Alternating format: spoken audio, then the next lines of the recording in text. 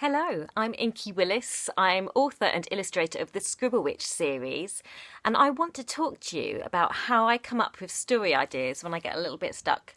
Sometimes, I don't know about you, but I get in the mood for writing a story, but I'm not exactly sure where to start. So I've kind of come up with this 4-step method that works really, really well for me, and it's all based around doodling, which is something I love to do. And you can doodle along with this video if you'd like to. You just need to make sure you've got some paper, something to doodle with. I like to use a black pen and a grey pen, but you can literally use anything you like. All you need to do is be ready to press pause at the right moment, and off we go. Okay, so the first step is just to doodle. What I want you to do is fill a whole page with different character drawings, and it can literally be anything. So it could be a picture of you, your best mate, a cat, a dog, a monkey, squirrel, monster, alien, whatever pops into your head. It's all good. Don't worry too much about your drawing quality. What I want are nice, quick doodles. Get your ideas down really nice and fast. Don't spend more than a minute on each one. And you should end up with a whole page full of drawings. So now is one of those times to press pause and get drawing.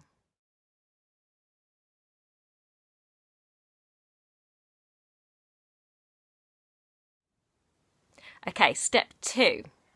It's a bit of a weird one. What I want you to do, put on your detective hat and ask each of those doodles this question. I want you to ask them, what is your problem?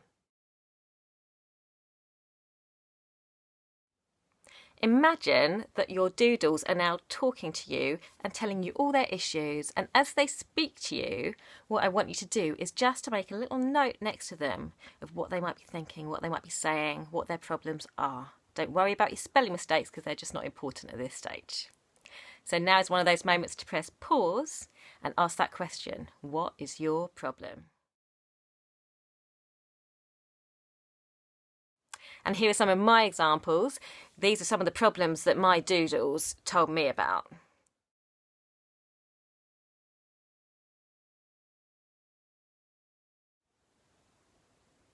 Okay, so you've got a page full of character designs, you've got a page full of problems, and that's brilliant because your problems are like the central part of your story. So if you've got a good problem, then you're away. And the third thing is to choose that problem that you think you can now work with. So choose the one that you think is going to be an interesting one to fix. Choose one that you can relate to maybe, because that means if you can relate to it, then the person you're telling your story to, if you choose to, they're going to be able to relate to it too perhaps.